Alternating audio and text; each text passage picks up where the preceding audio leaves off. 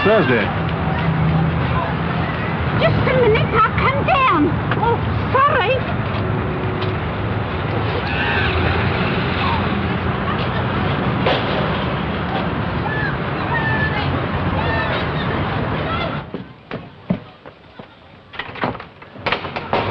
Oh, sorry.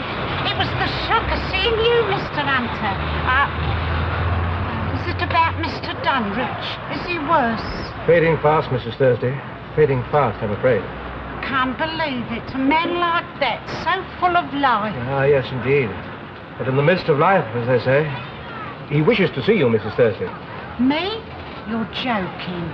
What should he want to see me for? He asked. He insisted that you should be brought to him at once. Well, if you say so. I'm hardly in a fit state. I'll have to change. Well, I'll wait in the car. And please hurry, Mrs. Thursday. We've little time. Right.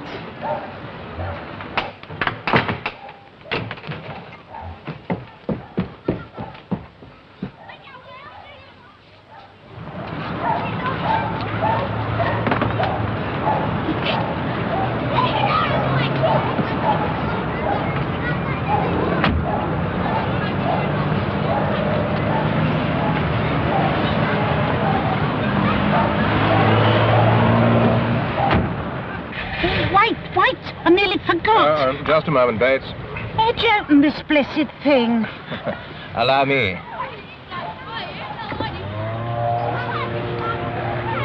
You think a posh car like this would have proper handles on the windows? Mrs. Evans, Millie! Do me a favour, love, will you? Pay the insurance for me when he comes round, will you? Of course I will. Don't like to miss him. Here, it's 2 and 9pence. You're doing all right for yourself, ain't you? Having a nice house, eh? Oh, and if the coal man comes round, ask him to leave me 100-weight, will you? And ask him to put it in the shed, not all over the yard. Do you think we might... Sorry. Bye, Millie. Bye, Liz. Watch him. You want to watch him? I've seen his type before. Give 'em an inch, they'll take a yard.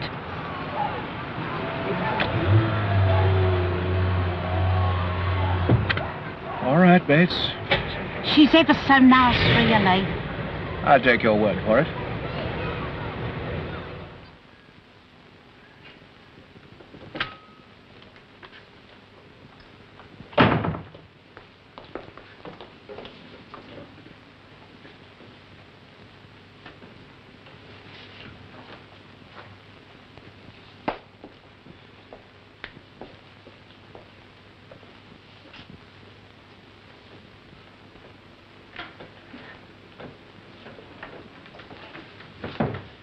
Walter. He's very much weaker, Mr. Landis. There's nothing more that we could... Do you hold out any... Mr. Dunridge is a remarkable man. He has great willpower. With anyone else, I should be most doubtful. But in his case, well, anything is possible. Sir Charles Barker and Mr. Joseph Lever are very anxious to see him. Absolutely out of the question. They are joint vice chairman of the board. There are some vital business matters. They'll have to wait. No visitors, is that clear? The press. Quite clear, Doctor. We have prepared the usual bulletin.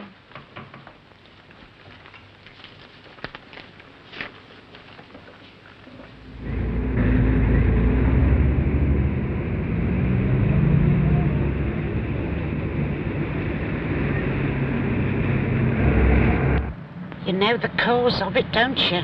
He had a stroke. Ah, yes, but what brought that on, eh? All that rich food, all them dinners and banquets, no good for man nor beast, and working all the hours God sends, working himself to death. Shouldn't have said that. You get on very well with Mr. Dunridge, I believe. Oh, well, he was always very nice to me. Used to talk to me when I cleaned round his office. What about? Oh, he liked to go on about the old days. He started poor, you know, started from nothing, sold papers on the street. All millionaires start by selling newspapers. It's part of their image. Ah, but he never forgot it. Know what he asked me once? Asked me to make him a bread pudding. A bread pudding? A bread pudding. Said he hadn't had one for donkey's years. You should have seen him tuck into it. 7:30 in the morning, stoking it away he was. Oh, I like to see a man eat. My late husband was a good eater. He had his faults, I admit, but he always cleared his plate. Excuse me. Hello? Landis here, is that you, Hunter? Yes, Landis. Is Mrs. Thursday with you?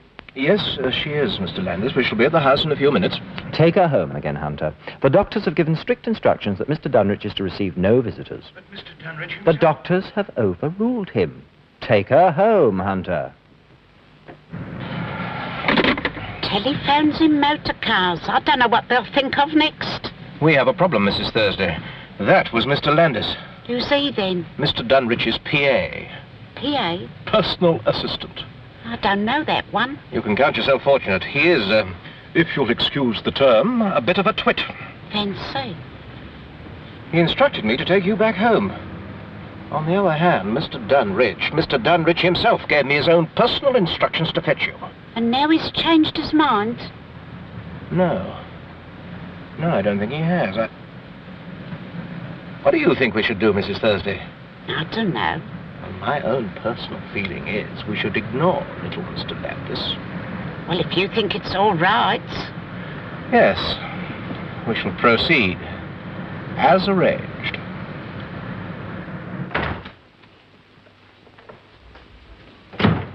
How is he? Weaker, I'm afraid, Mrs. Dunrich. The doctors have... I'll go right up. You'll have to join the queue, darling.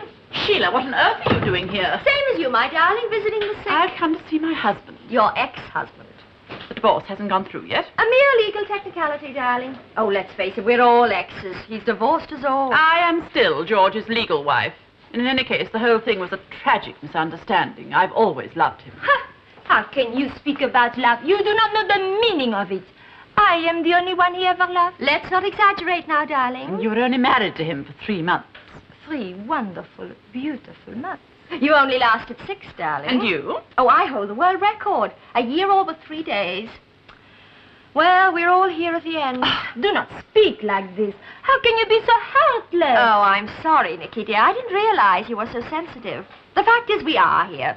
The 2nd, the 3rd, and the 4th, Mrs. Dunrich. If Brenda was here, we'd have a full house.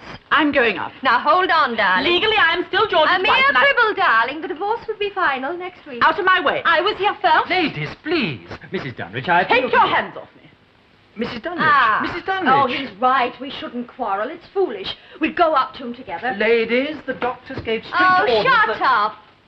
Together, agreed? Okay. Margot? Very well.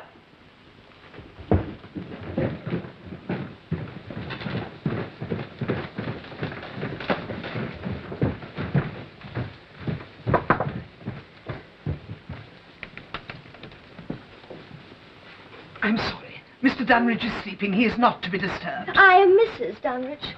I am Mrs. Dunrich. Je suis Madame Dunrich.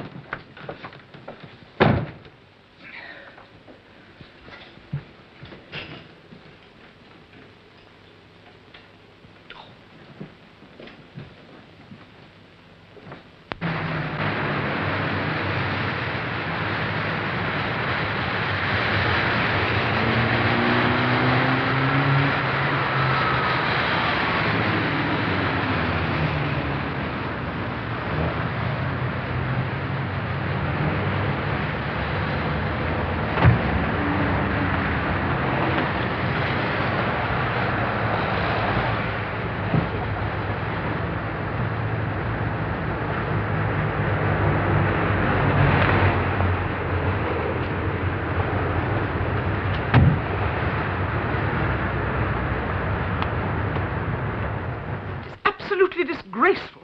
In all my professional career, I have never seen anything like it. I tried to stop them. I shall telephone the doctor. There we are, Mrs. Thursday. This is Miss Adams, the housekeeper. This is Mr. Landis. Mrs. Thursday. Pleased to meet you. Hunter, what is the meaning of this? I thought I told you... Ah, yes, indeed you did, Mr. Landis. But I consulted Mrs. Thursday, and we felt we should follow Mr. Dunrich's instructions in the matter. He's most anxious to see Mrs. Thursday. Visitors are not allowed. The doctors have I think that in this case... We can make no exceptions. I'm sure you understand that, Mrs. Thursday, Mum. It was very kind of you to come, but sick men do make extraordinary requests sometimes, don't they? We can't always give in to them, can we? No. How is he? Well, there's very little improvement, I fear. I'm sorry. Well, perhaps you'd tell him I called, like, and give him my very best regards. Well, I really think you should stay, Mrs. Thursday. Mr. Dunrich was most insistent. No, we got to go by what the doctors say, haven't we? I'll come back tomorrow.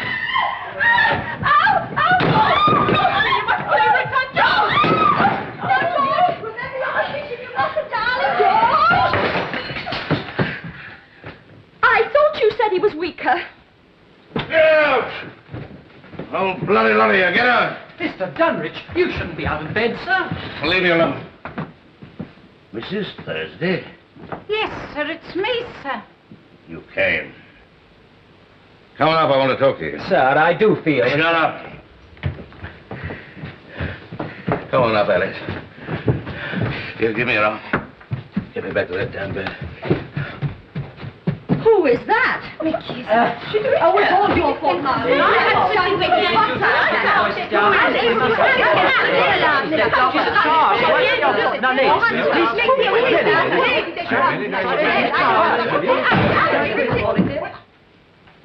That's better.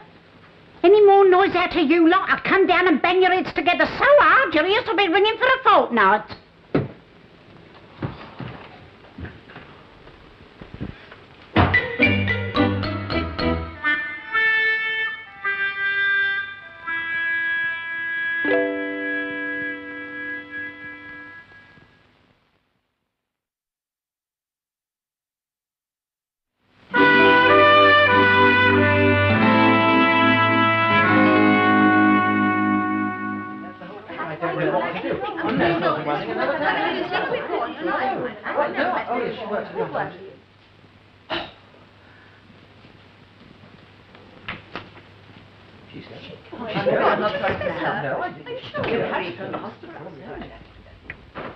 She's still up there. She's been up there over an hour now. What on earth can they be talking about?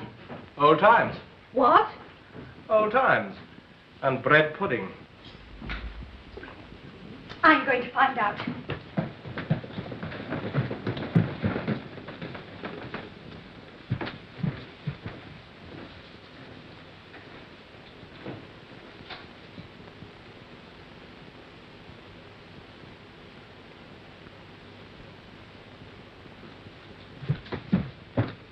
That was a despicable thing to do. So typical of you to listen to keyholes.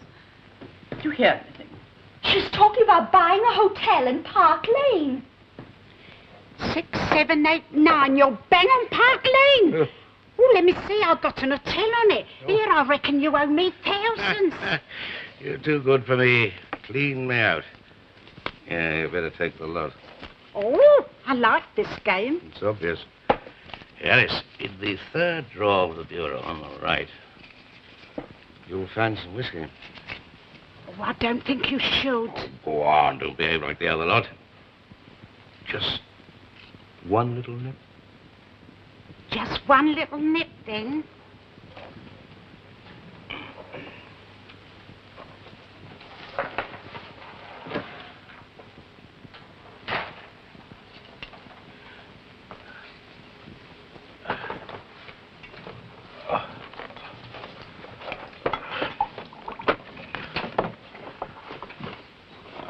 Don't drown it. Here. What about you? All right, I'll have the same. You'll have me singing, you know. I'm not used to this stuff. Cheers. Good health. I'll have this and then I'll go home. No, not yet. But you've got to sleep. Time enough for that. Here, let me straighten you up. Oh. Sit down, Alice. Alice, are you ever lonely? Lonely? Haven't got time. I'm at your office every morning at 7 for the cleaning. And then 3 days a week I've got other jobs. The evenings? No, I've got plenty of friends. I play bingo Tuesdays, then there's the telly. And I'm always in and out the neighbours. Do a bit of babysitting. Well, Does get a bit lonely sometimes. Bound to. You're damn right it does. You? With all those people around you? Not worth a light. Yes, men. Out for what they can get. They haven't got 2 half of the guts between them. Oh, I know it's my own fault. I got rid of the good ones, the ones who stood up to me. I can't delegate authority, you know. That's my weakness. I've always got to do everything myself. Mr. Hunter seems a nice man. Hunter? Oh, he's not too bad. He's a villain, though. He'd steal the sugar out of a blind man's tea and then go back for the milk. Oh, but he's not too bad. But the others, well, I wouldn't trust them as far as I could throw 2 grand pianos. Your marriage wasn't no good then. Marriage is. I had 4. No. Dead loss. My fault again. Always go for the wrong type, I suppose. Feeling sorry for yourself, aren't you? You know, the thing that I really enjoyed was making money. It wasn't money, don't let him tell you that. No, it was the power, the manipulation, getting the better of the other fellow. You know, the greatest moment of my life was when I finally learned that I'd got control of English Associated Stores. 500 branches. They were all after it. Claw, Joseph, Mary. And I beat the lot. And look where you are now. No. Didn't do you much good, did it? All your money, all your, your power. Didn't stop you being ill, did it? All right. Nag me. You want someone to knock some sense into your wooden head, you do. Too late for that now. Well, I only hope you're going to take it a bit easy from now on, sir. I better be going. Will you come back tomorrow? Oh, well, if you want me. Look, on the table there's a bell. Ring it twice. What for? Well, you do what you're told, woman.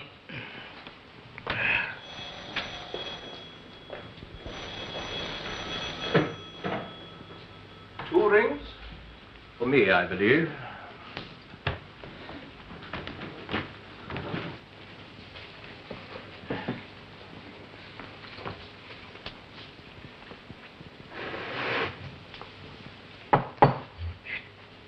Lady.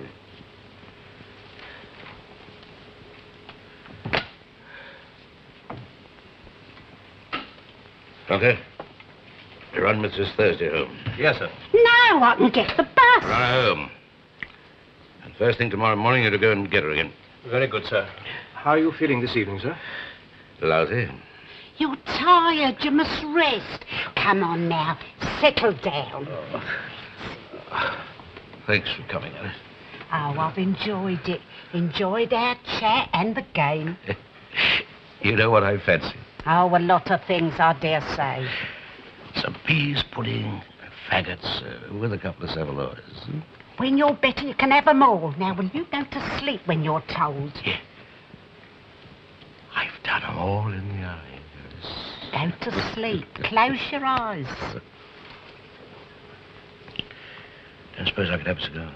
No, you cannot. Whatever next. Another drop of whiskey? Close your eyes.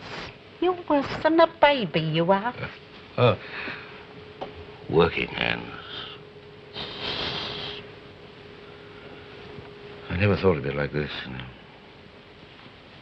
Thought I'd die with my boots on.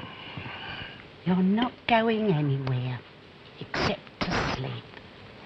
So close your eyes.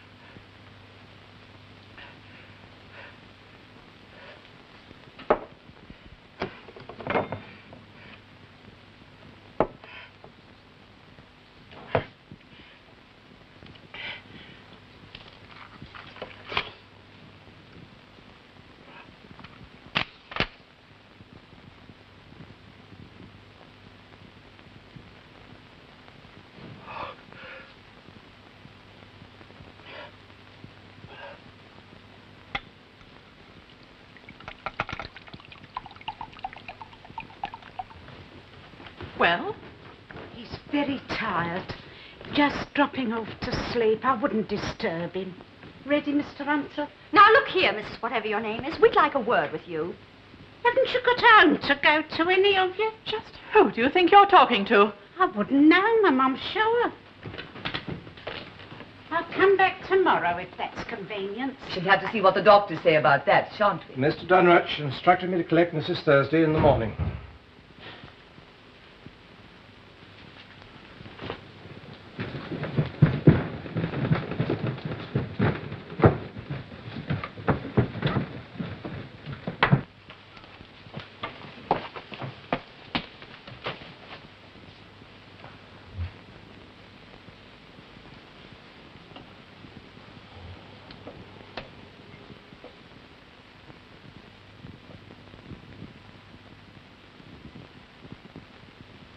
We now come to various bequests to Mr. Dunrich's private staff. To Miss Adams, my housekeeper, in recognition of her loyal and devoted service, £500. To Mr. Roger Landis, my private secretary, the sum of £500, and my personal copy of the book, How to Win Friends and Influence People, in the hope that he may derive some help from it in his future career. To all other members of my household staff, the sum of £100 each, and my grateful thanks for their loyal service and forbearance. Very generous, so typical. To Richard Byron Hunter, my friend and valet, the sum of £5,000, which is to be invested and paid to him in full when he reaches the age of 60, or when he marries, whichever is the sooner. I hope in this way to prevent him frittering it away in the next 3 months, and give him some security for later years. In the event that he should marry before the age of 60, I direct that the money should be paid to his wife in her name. Now we move to additional legatees. I have had the good fortune to be married 4 times to 4 beautiful and delicious ladies. I thank them all for bringing so much color into my life, even for short periods, and for adding to my store of experience. I cannot in justice put a pin between them. And so that each may remember our first meeting, I leave to Brenda, Sheila, Nicole and Margot a sum of money sufficient to cover the cost of 1 mink coat and a weekend in Monte Carlo.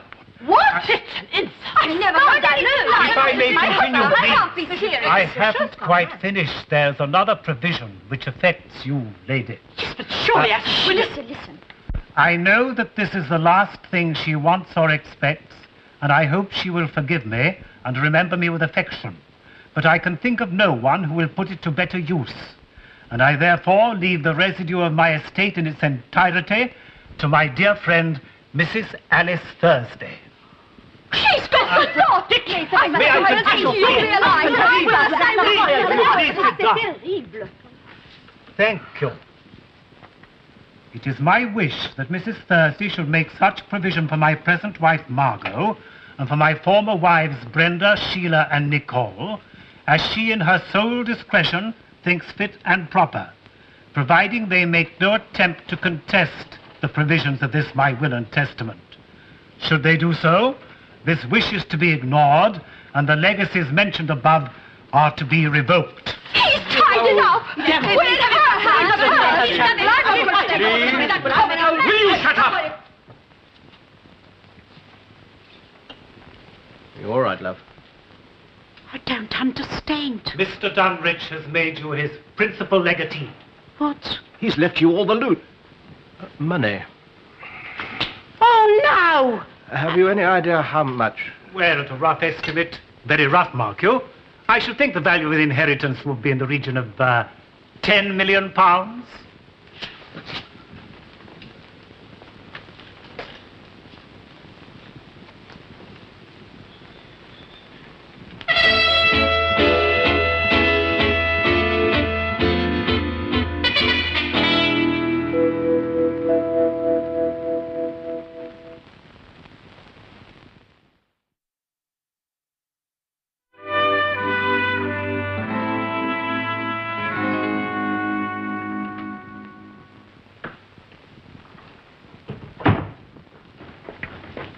Is she still in there? Yes. What are we going to do? I don't know about you, but I'm leaving. I must draw the line somewhere. Miss Adams? Yes. I was wondering about tea. You have a new mistress now. You'd better ask her.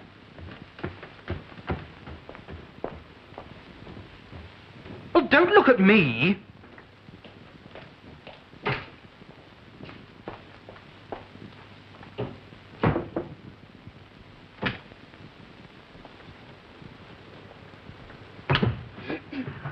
I didn't hear you. I was wondering about tea, ma'am. Oh, I would love a cup. I'll bring some right away. Indian or China? I don't know. Ordinary tea. Yes, ma'am. Anything with it? Toast, biscuits? No, thank you. You really ought to eat something, ma'am. Really, you should. I couldn't eat. Very well, ma'am. Is Mr. Hunter still here? I think so, ma'am. Shall I find him for you? Well, I don't want to put you to no trouble. Oh, it's no trouble, really. What's your name? Edna. Edna Shaw, ma'am. Shaw? You're no relation to Betty Shaw, I suppose, what lived in Cambrian Road, Kennington? No, ma'am. I'm from Wembley. Oh, I just wondered. Didn't mind me asking, did you? Not at all, ma'am.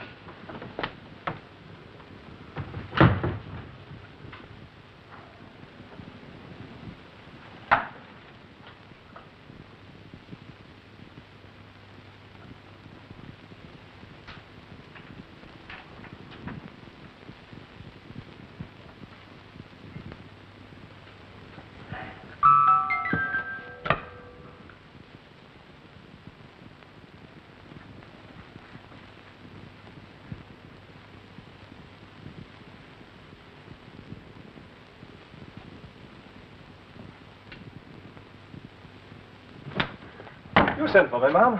Oh, you startle me. Oh, I'm very sorry, ma'am. Don't you start. I beg your pardon? Calling me ma'am. Bad enough with the others. Oh, Mr. Hunter, what am I going to do? Do, ma'am? I mean, Mrs. Thursday. Well, I'm not touching the money. I've made up my mind to that. I'm not touching a penny of it. Ah, well, that'll only make it worse. Or better, depending which way you look at it. What do you mean? Well, if you leave it in the bank, it'll grow. Let me see, at reasonable interest, it'll bring you in, 60 to 70,000 pounds a year.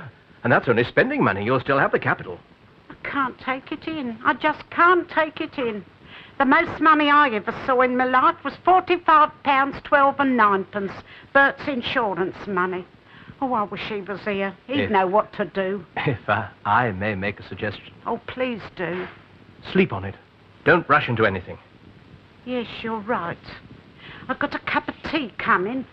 I'll have that and then I'll go home. Well, this is your home. This? It ain't a home. It's more like a blessed museum. No comfort anywhere. I don't know how he lived here.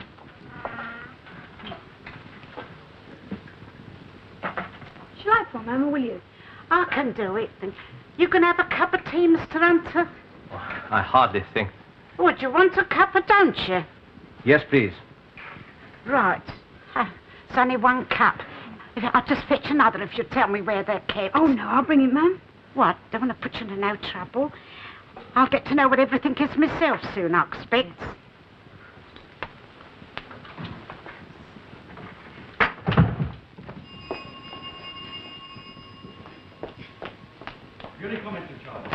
Charles will take over as chairman. Oh, just a few, love. Won't be long. Come on, love. Good evening, Sir Charles. Quite an exciting day, hmm? Is Mrs. Thursday at home? Yes. I'll just go and... Oh, there's no need to stand on ceremony. I'll go straight in. Sir Charles Barker to see you, ma'am. My dear Mrs. Thursday, a great pleasure to meet you. And my warmest congratulations. What a sensation. What a sensation. Oh, you've seen the press, of course. They're full of it. Absolutely full of it. And there's 6 deep outside your front door. Congratulations. Very kind of you. Good evening, Hunter. Good evening, Sir Charles. I'll leave you now, ma'am. No, don't go. I'm sure Sir Charles has private business to discuss with you, ma'am. Quite so. I'd like Mr. Hunter to stay, if you don't mind. You see, he's my... he's my, whatchamacallit, my... Business advisor? That's it, my business advisor. I bought an extra cup, ma'am, just in case. Oh, yes. Thank you. Would you like a cup of tea, mister? Oh, I'm sorry, sir. Yes, thank you. Thank you. Mrs. Thursday, I'll come straight to the point, if I may. These past 2 or 3 days, things have been rather at 6s and 7s. Business-wise, you understand. Oh, yes, sugar? What? No, thank you. It's in everyone's interest, not least your own, to settle once and for all the speculation about the future of our group of companies. Oh, thank you. Cut the chairs, eh? Well, as I was saying... Oh, excuse me, sorry. Tea leaf. Soon fish it out.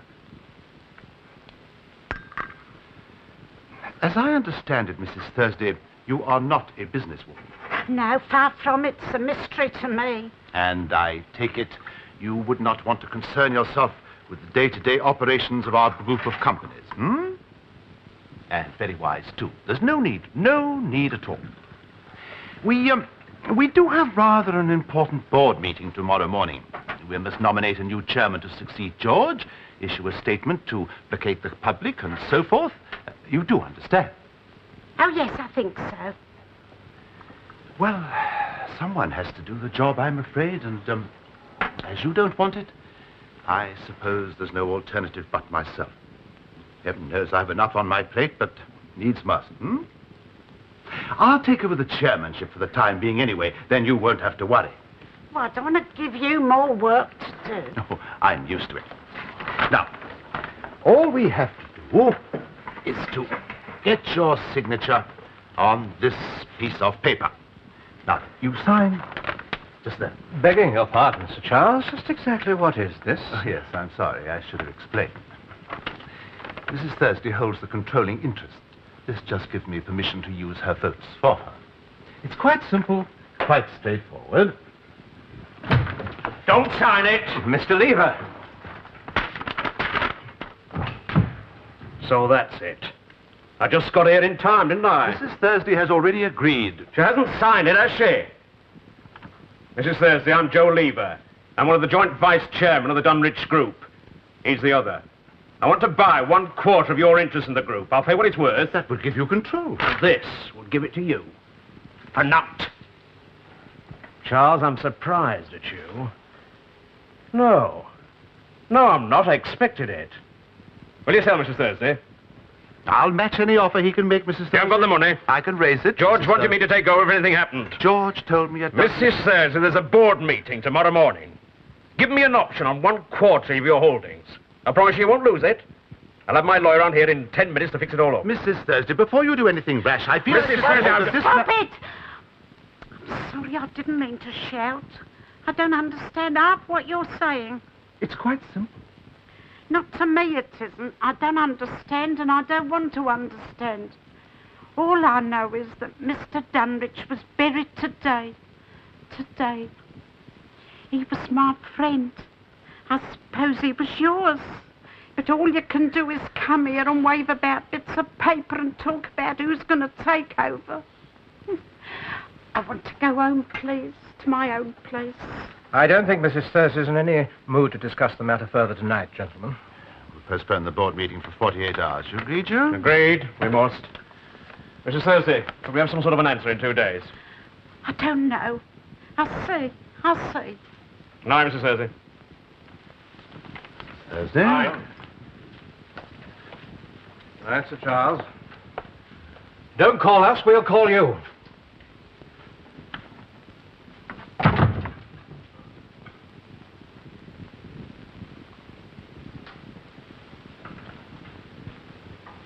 I wasn't rude, was I?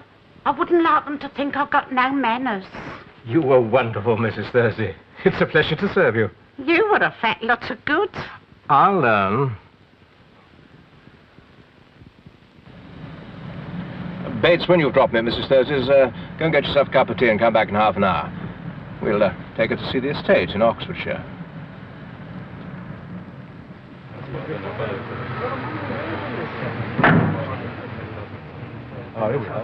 What about you and Mrs. Thursday? Could I have a comment, sir? Oh, come along, sir. Any comment at all? Anything at all, sir? Mrs. Thursday and I are merely good friends. Other than that, I have nothing to say. Constable? Just one thing more, sir. Before you... Come on, sir. thank heaven you've come. They're here. I and there. know. I directed them to come here. What for? Well, I thought it would be more appropriate if you spoke to them on your own territory, so to speak. Well, I don't know what to say to them. Well, you know Mr. Dunrich's wishes in this matter. Make such provision for them as you think fit and proper. You do it. No, Mrs. Thursday. Well, come in with me at least. I wouldn't miss it for all the tea in China.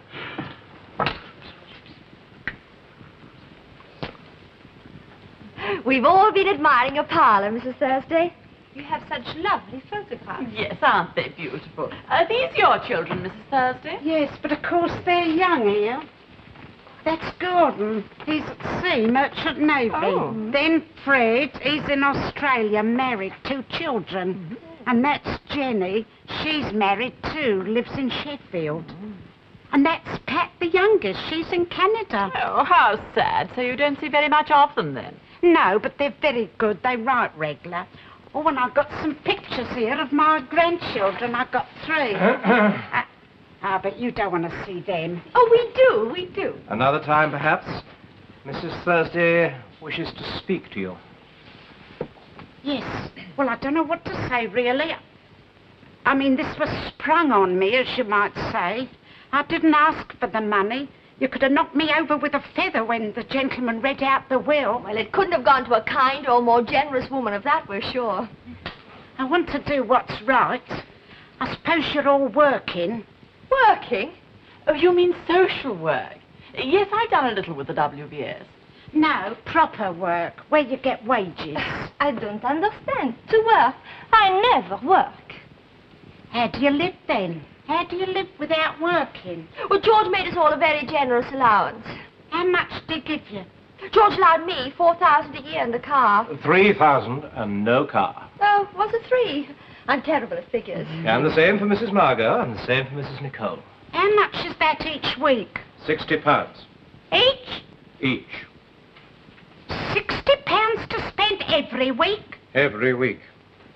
Well, that's more than most families down this street get in a month. Yes, I know, but our situation is a little different. Oh, I don't know what to say, I'm sure. Mr. Hunter, could I have a word? Oh, yes, of course, Mrs. Thursday. Excuse us, ladies.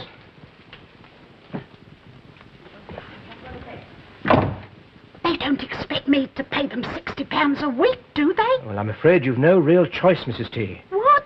Well, it seems they have certain legal rights, and they could take the matter to court. Why? To get a maintenance order from the estate. Oh, I don't think they will, of course. They need your goodwill, but on the whole, I think it would be better if you continued the allowance, you know. Mr. Dunrich was really rather fond of them. He must have been. He must have been out of his mind. £60 a week each. I never heard anything like it. Still, I suppose he's partly to blame. Well, he did marry them. I suppose they've got used to having money. A very easy thing to do. Oh, well, they're more to be pitied than blamed. I would have thought so. And we can afford it. Out of 10 million, it's a mere drop in the ocean. All right. I've had a talk with Mr. Hunter, like, and I think the only fair thing in the circs would be for me to keep up what Mr. Dunrich was paying you. That's extremely generous. You're a good sport. Oh, vous êtes gentil. You're wonderful. There's one condition. You've all got to get a job.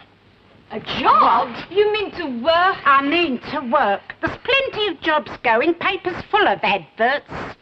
It's for your own good. I mean, you get a job and some experience behind you, you'll be independent. I won't do it. I'm not going to spend my days shut in a stuffy office. I cannot work. Well, suit yourselves. I'll give you a week to think it over. Come to me then, prove you've got a job, and you can have your money. And so long as you hold the job, I'll pay out. Mrs. Thursday. No arguments. Think it over, like I said. Good morning. Now, look Sure, here, you Mrs. can't. Thursday, No can't. arguments. Have you got the car? I'm afraid I sent it away, ma'am. And how are we supposed to get back to town, may I ask? There's a bus stop at the corner if you just walk there and turn left. Plenty of buses, and they're quite comfortable, really. I've been using them for years.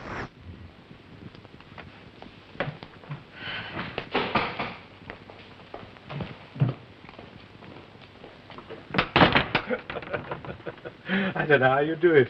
Neither do I. I've never carried on like this before. Well, you've never had 10 million before. Oh, by the way, I asked Bates to come back in half an hour. I thought you might like to go down to Oxfordshire to see the country house. Oh, lovely. Oh, that is kind of you. Yes, I'd enjoy a ride out. Cup of tea while we're waiting? Cup of tea. Oh, not in there. Oh, of course. I quite understand. We'll repair to the kitchen, shall we? This way.